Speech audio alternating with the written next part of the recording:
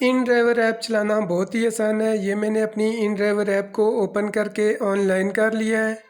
जैसे ही राइड आई मैंने राइड को एक्सेप्ट कर लिया है।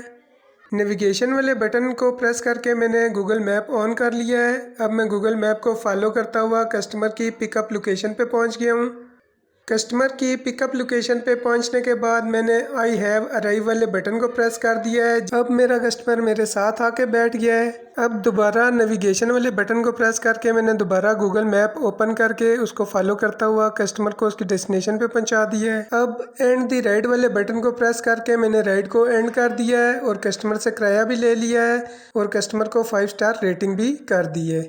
वीडियो डिटेल से देखने के लिए आप अपनी YouTube की सर्च बार में मेरे YouTube चैनल रफ़ाकत अली ऑफिशियल को सर्च करके ओपन करें। इस चैनल पे मैंने बहुत सारी वीडियोस डिटेल के साथ अपलोड की हुई हैं। आप इन तमाम वीडियोस को देख सकते हैं।